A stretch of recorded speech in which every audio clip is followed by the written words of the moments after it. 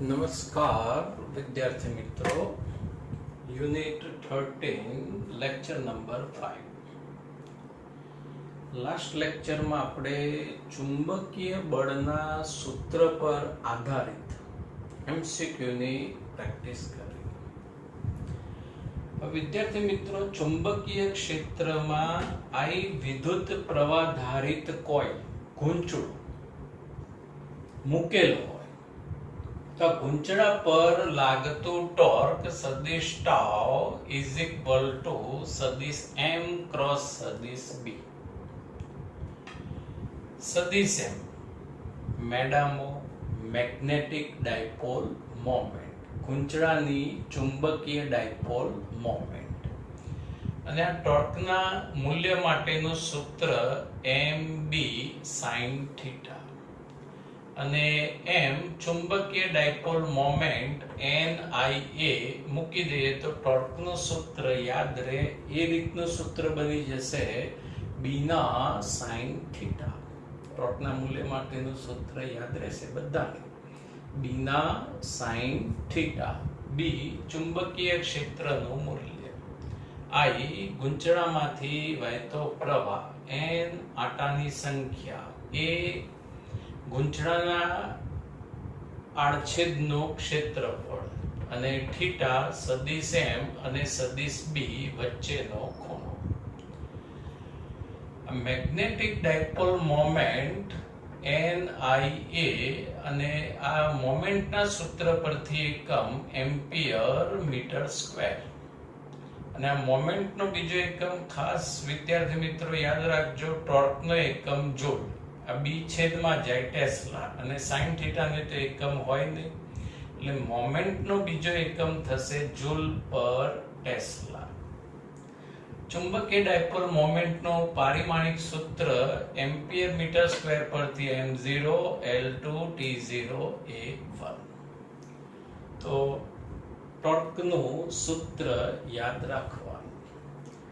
હવે આગળ MCQ ધ્યાનમાં લઈએ તો આકૃતિમાં દર્શાવ્યા મુજબ P, Q અને R અતિ લાંબા સુરેખ તારમાંથી અનુક્રમે 20, 40 અને 60 એમ્પિયર જેટલો પ્રવાહ તીર વડે દર્શાવેલ દિશામાં વહે છે. તો આ સ્થિતિમાં Q તાર પર લાગતું પરિણામી બળની દિશા ખાલી જગ્યા હશે. પરિણામી બળની દિશા નક્કી કરવાની છે. તો વિદ્યાર્થી મિત્રો, તમને એમ્પિયરનું અવલોકન યાદ હોવું જોઈએ. સમાંતર મૂકેલા બે તારમાં એક જ દિશામાં પ્રવાહ વહેતો હોય તો એ બે તાર વચ્ચે આકર્ષી બળ લાગે, એટ્રેક્ટિવ ફોર્સ લાગે, અને પ્રવાહની દિશા વિરુદ્ધ હોય તો અપાકર્ષી, રિપલ્સિવ ફોર્સ લાગે. તો અત્યારે હાલ આપણે P અને Q તાર વચ્ચે લાગતા બળનો પ્રકાર નક્કી કરીએ. થોડીક વાર માટે આ તાર ભૂલી જાઓ.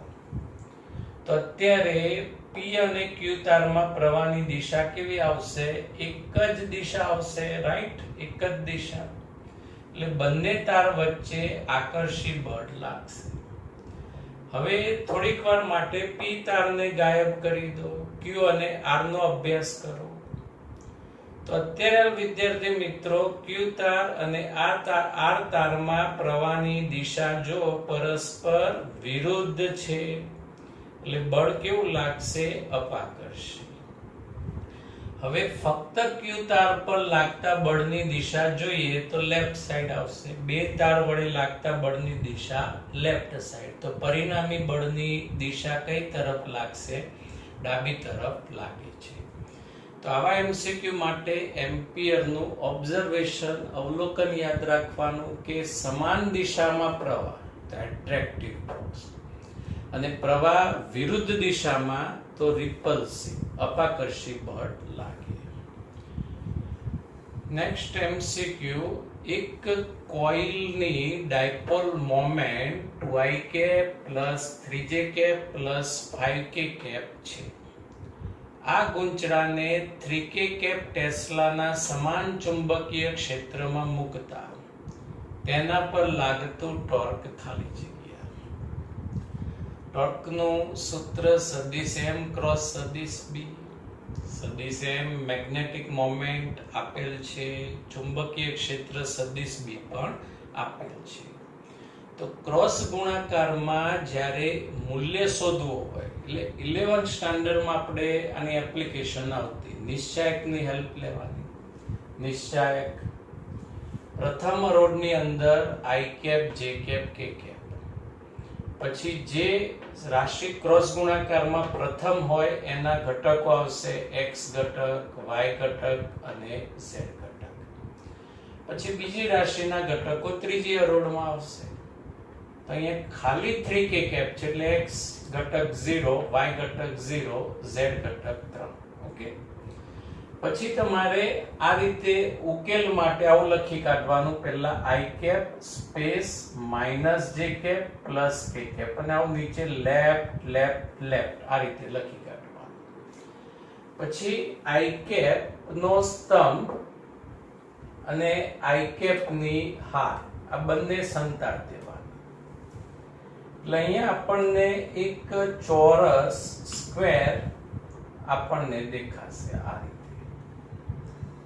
હવે આ લેફ્ટ નો અર્થ થાય કે ચોરસના ડાબી સાઈડના વિકર્ણના જે ઘટકોનો ગુણાકાર પહેલા લખાય. એટલે આ લેફ્ટ 3 ગુણ્યા 3 9 લેફ્ટ પહેલા, પછી આવશે રાઈટ એટલે પણ આનો ગુણાકાર આવશે 0, ના લખીએ તો પણ ચાલે.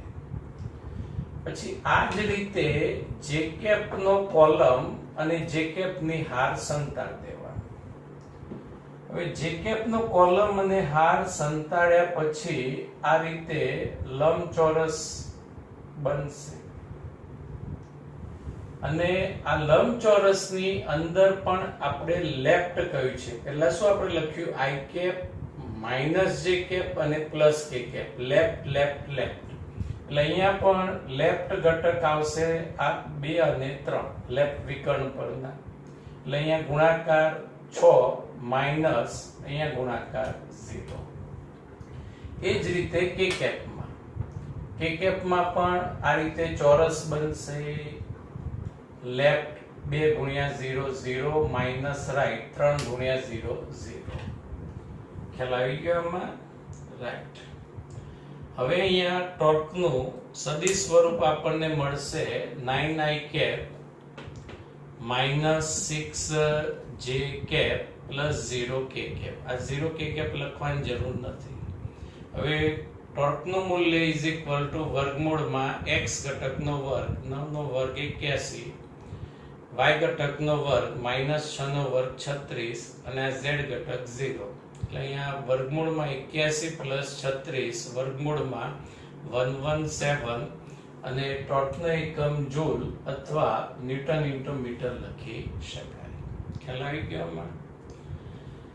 નેક્સ્ટ MCQ, L લંબાઈના તારમાંથી, L લંબાઈનો તાર n આટાવાળું વર્તુળાકાર ગૂંચળું બનાવેલું છે.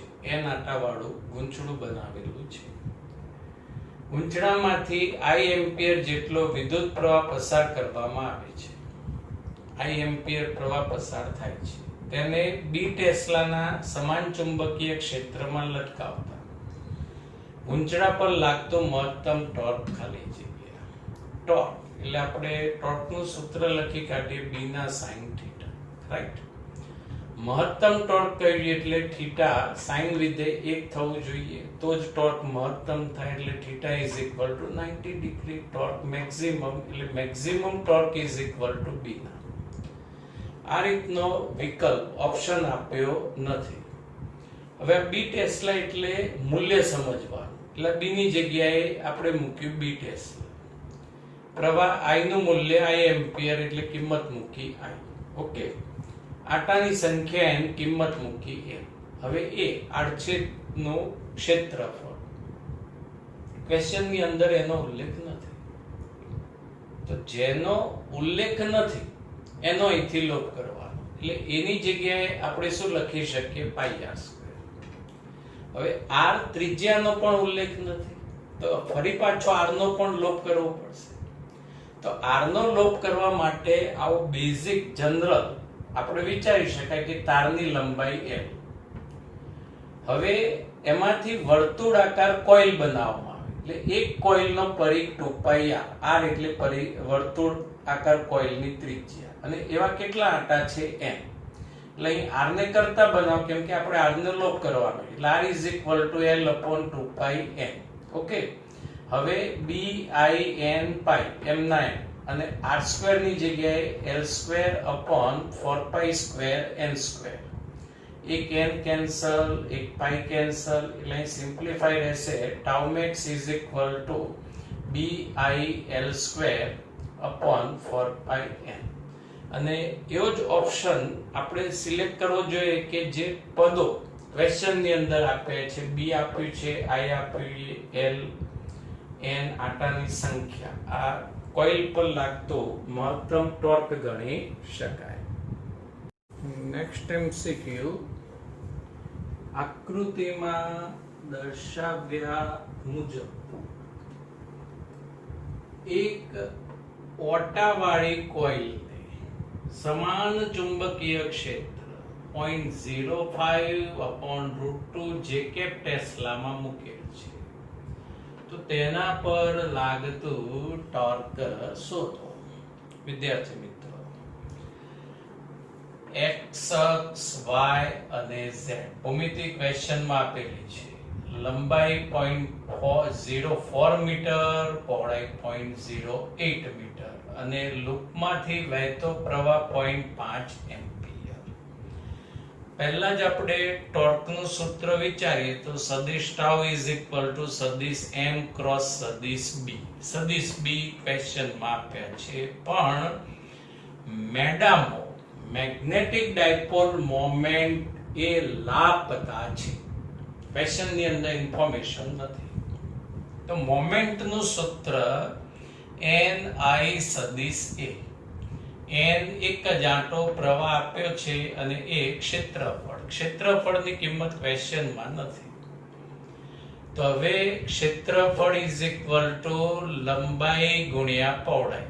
લંબચોરસ લૂપ છે, લંબાઈ 0.04 અને આ દિશા y અક્ષની દિશા ગણાય એટલે અહીં જેકેપ લખીશું, અને પહોળાઈ 0.08 અને આ જે દિશા રહી એ z અક્ષની દિશા એટલે કે કેપ. એટલે આ ગુણાકાર થશે 0.0032 અને જેકેપ ક્રોસ કે કેપ. યાદ છે લાસ્ટ લેક્ચરમાં આપણે આમ સર્કલ દોરેલું i j k ક્લોકવાઇઝ, એટલે સ્ટેપ આગળનું અને પ્લસ આવે એટલે i કેપ આવશે. અને જો વિદ્યાર્થી મિત્રો આનો એકમ સદિશ લખો એ તો ડાયરેક્ટ બી લખાય, તમે આ બે નો ગુણાકાર કરી દો એટલે મૂલ્ય મળી જાય. હવે પ્રવાહની દિશામાં આંગળીઓ વાળશો એટલે આ રીતે અંગૂઠો બહાર આવશે, એટલે લૂપનો ક્ષેત્રફળનો સદિશ પૃષ્ઠને લંબ રૂપે બહારની તરફ આવશે, અને આ બહારની તરફની જે દિશા રહી એ આ રીતે x અક્ષ આપી એટલે i કેપ લખી શકાય. અને આનો એકમ મીટર સ્ક્વેર ગણી શકાય. હવે આ સમીકરણમાં n એક પ્રવાહ 0.5, અહીંયા ક્ષેત્રફળ 0.0032 i કેપ, એટલે અહીંયા સાદુરૂપ આવશે 0.0016 i કેપ. 0.5 એટલે 1/2 અને 32/2 એટલે 16 એટલે 0.0016 i કેપ. ટોર્કના સૂત્રમાં કિંમત મૂકી દઈએ. સદિશ m ની કિંમત, સદિશ b ની કિંમત, i cap cross j cap clockwise એટલે k કેપ. અહીં 0.0016 એટલે 16 ગુણ્યા 10 ની -14, 0.05 એટલે 5 ગુણ્યા 10 ની -2, 16 ગુણ્યા 5 80 અને આ 10 ની -6 એટલે 8 ગુણ્યા 10 ની -5. 8 ની જગ્યાએ શું લખાય વિદ્યાર્થી મિત્રો? 4 ગુણ્યા 2 અને 2/√2 એટલે √2 એટલે 4√2 into 10⁻⁵ k કેપ જૂલ લખી શકાય. આ ચોરસ લૂપ પર લાગતું ટોર્ક. નેક્સ્ટ MCQ, આ રીતે તમને એક કોઇલ આપી છે જેમાંથી I વિદ્યુત પ્રવાહ વહે છે અને આ કોઇલ XY સમતલમાં મૂકેલી છે. તો કોઇલની ચુંબકીય ચાક માત્રા કેટલી હશે? ચુંબકીય ડાયપોલ મોમેન્ટ અહીં આપણે શોધવાની. તો ચુંબકીય ડાયપોલ મોમેન્ટ નું સૂત્ર I, એક જ આંટો એટલે N1 એટલે IA. I વિદ્યુત પ્રવાહ એટલે I જ લખવાનું, A એટલે આ કોઇલનું ક્ષેત્રફળ. તો આ કોઇલનું ક્ષેત્રફળ કેવી રીતે શોધીશું? તો વિદ્યાર્થી મિત્રો, પહેલા તો આ A લંબાઈનો ચોરસ આવશે. ઓકે, A લંબાઈનો ચોરસ. એટલે લૂપ કોઇલનું ક્ષેત્રફળ ઇઝ ઇક્વલ ટુ ચોરસનું ક્ષેત્રફળ પ્લસ પછી આ જે ભાગ રહ્યો એ અર્ધવર્તુળાકાર બનશે. અર્ધવર્તુળાકાર એટલે અહીંયા આવશે પ્લસ 4 અર્ધવર્તુળાકારનું ક્ષેત્રફળ. 4 અર્ધવર્તુળનું ક્ષેત્રફળ. હવે આ ચોરસનું ક્ષેત્રફળ A into A એટલે A સ્ક્વેર, રાઈટ? હવે અર્ધવર્તુળનું ક્ષેત્રફળ એટલે વર્તુળના ક્ષેત્રફળનું સૂત્ર વિદ્યાર્થી મિત્રો આપણને ખબર છે કે વર્તુળનું ક્ષેત્રફળ A is equal to pi r square અને અર્ધવર્તુળનું ક્ષેત્રફળ થાય pi r સ્ક્વેર બાય 2. તો અહીંયા જે આપણે પદ લખીએ ખાસ સમજજો. 4 અર્ધવર્તુળ એટલે 4, અર્ધવર્તુળ એટલે બાય 2, પાઈ ત્રિજ્યાનો વર્ગ. હવે આમાં ત્રિજ્યા ભૂમિતિ પરથી નક્કી કરવી પડશે. આ જે ચોરસની લંબાઈ રહી એ A જેટલી આપી. એટલે જો આ અર્ધવર્તુળ આપણે વિચારીએ તો એ એનો વ્યાસનું માપ થાય. હવે અહીંયા સેન્ટર થી એક તરફનો એન્ડ પોઈન્ટ લઈએ એટલે અર્ધવર્તુળની ત્રિજ્યાનું માપ કેટલું થશે? A/2. સમજાયું? એટલે અહીંયા આવશે A/2 નો વર્ગ એટલે A²/4. A²/4. આ 4 કેન્સલ એટલે અહીંયા સિમ્પ્લિફાય πa²/2. A² કોમન લઈ લો, બ્રેકેટ 1 + π/2. અને આ સૂત્રમાં કિંમત મૂકી દો. પ્રવાહ એમ ના એમ, ક્ષેત્રફળની કિંમત A² બ્રેકેટ 1 + π/2. અને સદિશ સ્વરૂપે લખીએ તો મોમેન્ટની દિશા એ ક્ષેત્રફળના સદિશની દિશા હોય અને ક્ષેત્રફળનો સદિશ એ લંબરૂપે પ્રવાહની દિશામાં આંગળી વાળ દો, અંગૂઠો, એટલે પુસ્તકના પાનાની લંબ બહાર આવતી દિશામાં એટલે x આ y, તો આ દિશા કઈ આવશે? z, એટલે કે લખી શકાય. હવે વિદ્યાર્થી મિત્રો આગળ થિયરીમાં ગેલ્વેનોમીટર. તો ગેલ્વેનોમીટરનો ઉપયોગ શું?